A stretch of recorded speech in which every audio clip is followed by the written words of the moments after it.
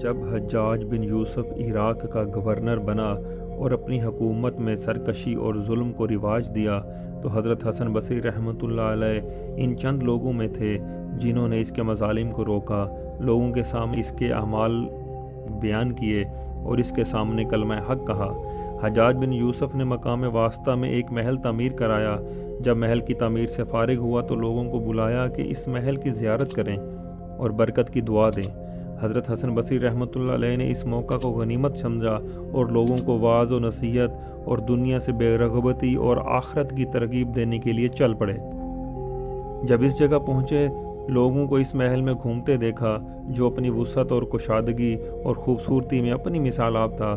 حضرت حسن بصری رحمۃ اللہ علیہ نے کھڑے ہو کر خطبہ دیا جس کا خلاصہ یہ تھا کہ ہم نے اس عمارت کو دیکھا جس کو سب سے برے شخص نے تعمیر کرایا تو ہمیں معلوم ہوا کہ فرعون نے مضبوط اور اعلیٰ عمارت تعمیر کی تھی، پھر اللہ نے فرعون کو ہلاک کر دیا اور اس کے محلات کو زمین بوس کر دیا۔ کاش حجاج کو معلوم ہو کہ اہل آسمان اس سے نفرت کرتے ہیں اور اہل زمین اس سے دھوکہ کرتے ہیں۔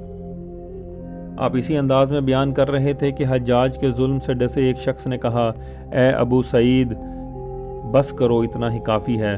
حضرت حسن بصری رحمۃ اللہ علیہ کہنے لگے، اللہ نے اہل علم سے عہد لیا ہے کہ علم کو بیان کریں گے اور چھپائیں گے نہیں۔ اگلے روز حجاج اپنے دربار میں داخل ہوا تو اس کا چہرہ غصہ سے سرخ تھا۔ اس نے اہل مجلس سے کہا، تم تباہ و برباد ہو جاؤ، بصرہ کا ایک غلام اپنی مرضی سے گفتگو کرتا رہا اور تم میں سے کوئی بھی اس کا روک نہ سکا۔ اے بزدلو، بخدا میں آج ضرور تمہیں اس کے خون سے سیراب کروں گا۔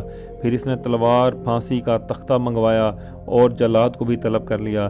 پھر حضرت حسن بصری رحمۃ اللہ علیہ کی طرف سپاہیوں کو بھیجا کہ ان کو لے کر آؤ۔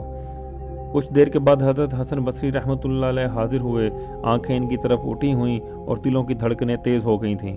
جب حضرت حسن رحمۃ اللہ علیہ نے تلوار، جلاد اور تختہ دیکھا تو اپنے ہونٹوں کو حرکت دی۔ پھر حجاج کے سامنے ہوئے تو ان کے چہرے پر مومن کا جلال، مسلمان کی عزت اور داعی اللہ کا وقار عیاں تھا۔ جب حجاج نے ان کو اس حالت میں دیکھا تو اس پر رعب دبدبہ طاری ہو گیا اور کہنے لگا، اے ابو سعید، ادھر تشریف لائیں۔ لوگ اس کی دہشت دیکھ رہے تھے، حتیٰ کہ حضرت حسن رحمۃ اللہ علیہ کو اپنے تخت پر بٹھایا۔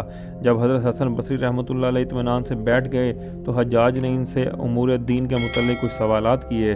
حضرت حسن بصری رحمۃ اللہ علیہ نے ثابت قدمی، سحر انگیز انداز بیان اور وسیع علم سے جوابات دیے۔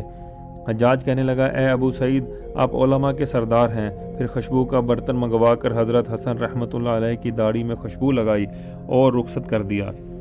جب حضرت حسن رحمۃ اللہ علیہ اس کے دربار سے نکلے تو حجاج کا ایک دربان بھی اس کے ساتھ ان کے پیچھے ہو لیا اور کہنے لگا، اے ابو سعید، حجاج نے آپ کو اس کام کے لیے نہیں بلایا تھا۔ میں نے آپ کو دیکھا کہ جب آپ کی نظر تلوار اور جلاد پر پڑی تو آپ کے ہونٹوں نے حرکت دی تھی۔ آپ نے کیا کہا تھا؟ حضرت حسن بصری رحمۃ اللہ علیہ کہنے لگے کہ میں نے کہا تھا، اے میری نعمتوں کے والی، میری تکالیف کو دور کرنے والے رب، اس کے غصہ اور انتقام کو ٹھنڈک اور سلامتی میں بدل دے، جیسا کہ تو نے حضرت ابراہیم علیہ السلام پر آگ کو ٹھنڈا اور سلامتی والا کر دیا تھا۔